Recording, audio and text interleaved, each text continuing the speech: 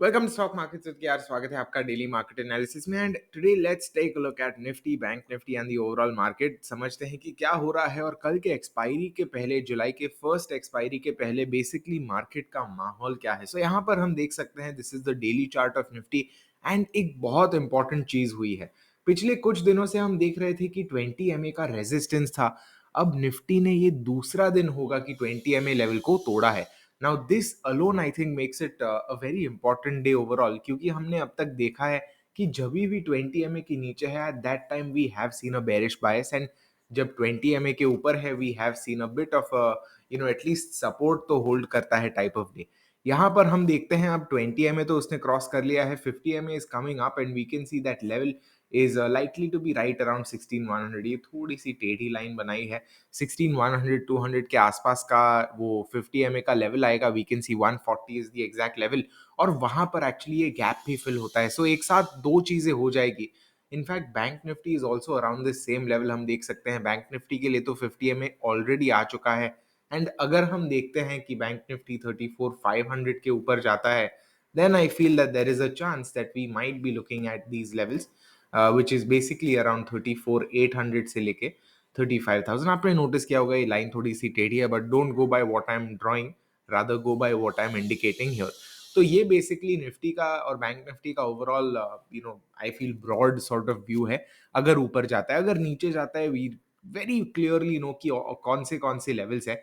For example 15,800 हमने देखा है, 15,700 हमने देखा है, और फाइनली जो मोस्ट इंपॉर्टेंट लेवल है वो हम लोग ने बात की है कैसे 15,600 है। बट हम लोग ने पहले बुलिश की बात इसलिए की बिकॉज अब तक हम लोग ने जाना है कि ये वाला जो लेवल है that has acted as a resistance before, और यहाँ पर हम लोग जो सॉर्ट ऑफ फाइट देख रहे थे बुल्स एंड बेयर्स की, वो एटलीस्ट एक दिन के लिए तो उसने बहुत क्लियर डिसाइसिव विनर दिखा दिया है। So that is why as of now we are talking about more of a bullish bias. अगर हम बात करते हैं मूविंग एवरेजेस हटा के समझने की, then I just show you the drawings, और हम देख सकते हैं कि ये वाला जो लेवल है, पहले तो उसने ट्रेंड लाइन से रेजिस्टेंस ले रहा था, ब्रेकआउट दिया, फिर कल ऑलमोस्ट रीटेस्ट किया, now it is back up. हाँ, कल के जो हाई है उसके आसपास उसने क्लोज नहीं किया है। आइडियली अगर उसे प्रॉपर बुलिशनेस दिखानी होती तो वो 16,000 के ऊपर क्लोज कर पाता, but we can blame Reliance for that, क्योंकि अगर रिलायंस इतना सॉर्ट ऑफ नेगेटिव नहीं होता, then definitely Nifty would have closed the day well above 16,000। इसका रीजन क्या है? अगर हम रिलायंस का नेगेटिव कंट्रीब्यूशन देखते हैं, then we can see Reliance contributed -14 points on an average. तो अगर रिलायंस वो नेगेटिव नहीं होता, ये जीरो हो जाता, so Nifty would automatically be +14, which would make it 16,004। और अगर रिलायंस थोड़ा पॉजिटिव होता है, इसके ऊपर थोड़ा सा और एड ऑन हो जाता। सो बेसिकली जो one of the main reasons है निफ्टी आज 16,000 के ऊपर नहीं क्लोज कर पाया, उसका रीजन रिलायंस ही कह सकते हैं। You might hear some barking, unfortunately my neighbours dogs are very loud ये टाइम पे। मे बी वो लोग को भी ऐसा लगता है कि अरे भाई जल्दी मार्केट एनालिसिस पोस्ट कर ले, हमें भी देखना है। So if they are excited for it, then I am honoured. But jokes apart, अगर हम लोग निफ्टी पर फिर से आ जाते हैं, then wow that's a lot of barking. हम देख सकते हैं कि बेसिकली कल के हाई के आसपास से ही उसने रेजिस्टेंस लिया है, and we can see these two levels were forming. ये जो इंट्राडे हाई बनता है, typically we have not seen prices recovering from here. In fact ये लेवल जो है very reminiscent of this level. So I am sure कि यहाँ पे बहुत लोगों को लगा होता कि भाई स्ट्रक्चर बेरिश होने वाला है, शॉर्ट करो, बिकॉज यहाँ पे हाई बनाया, ये लोअर हाई समझ के हम लोग ने एक sort of bearish movement develop हो रही थी, स्पेशली जब ये लेवल टूटा। But the surprising recovery was कि उसने 15,900 से सपोर्ट लेके सीधा 16,000 के ओर फिर से जाने की शुरुआत की, which I think is a bullish sign. So with that being said, overall माहौल तो अच्छा ही लग रहा है बुल्स के लिए। So let's see how things go. Bank Nifty हम देख सकते हैं कि कल के हाई के आसपास ही क्लोज किया है। अगेन, अगर रिलायंस नहीं होता, I am sure this was the case with Nifty as well, और हम लोग लेवल्स भी वही हिसाब से मार्क कर सकते हैं। फॉर एग्जांपल निफ्टी के चार्ट पर अगर हम फिर से आते हैं कुछ समय के लिए, then we know that 15,900 is a important support.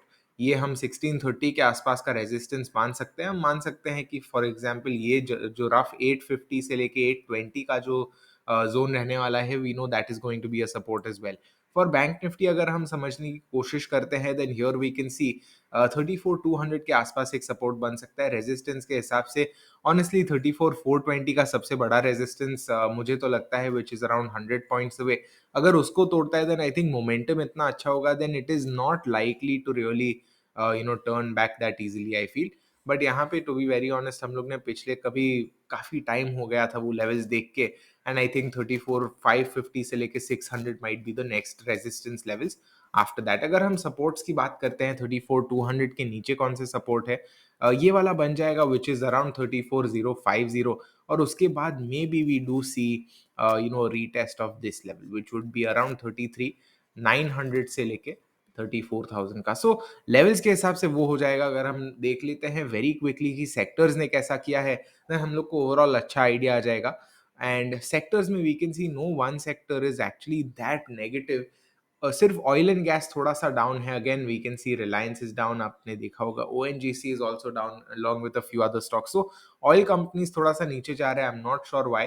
Crude $100 के नीचे डिप हुआ है. Now technically if crude prices are higher, sure ये लोग को रॉ मटेरियल्स थोड़े से महंगे पड़ते हैं, but then they pass that cost same on to the customers also. So I am not sure ये क्यों हो रहा है. Maybe because prices right now are set जहाँ पे है वहाँ पे. अगर फिर रॉ मटेरियल कम होता है, then maybe they get the extra spread जितना भी होता है. Maybe that's why I it technically it should be going up, but फिर भी it's not. So not too sure क्या रीजन है. But oil and gas companies aren't really doing very well. This is the entire list, negative stocks का. What stocks are doing well are FMCG stocks, auto stocks हम देख सकते हैं, practically all stocks except for oil and gas, to be honest. Consumer durables अच्छा कर रहे हैं, realty ने अच्छा किया है. प्राइवेट बैंक्स और PSU बैंक्स दोनों ने ठीक ठाक किया है, with private banks taking the edge overall. IT ने भी अच्छा किया है. So there wasn't really one particular sector जो एकदम ही खराब था, और ग्रुप ऑफ सेक्टर्स जो खराब थे. निफ्टी के गेनर्स यहाँ पे आप देख सकते हो, बजाज फाइनेंस ट्विंस यहाँ पे +5% almost, both of them.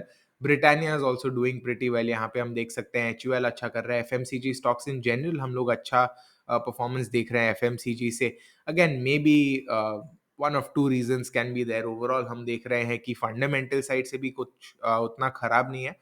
Plus we can also say that maybe ये जो रिसेशनरी प्रेशर का जो fear है, maybe that is why people are trying to accumulate more defensive stocks. That can also be a reason. VIX की अगर बात करते हैं, तो VIX is down by 2.5%. To be very honest, 2.5% उतना बड़ा नंबर नहीं है. पर्सनली आई वुड एक्सपेक्ट कि जब निफ्टी 16,000 का बैरियर क्लियर करता है, then ideally VIX should be down by 5% or so.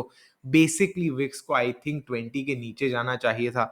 But then again, this is all just अंधाधुंध speculation, because VIX एक इतना complex चीज है to really calculate and understand. Saying कि अच्छा 20 के ऊपर या 20 के नीचे जाना चाहिए is a very blatant oversimplification. So with that, that is just my view.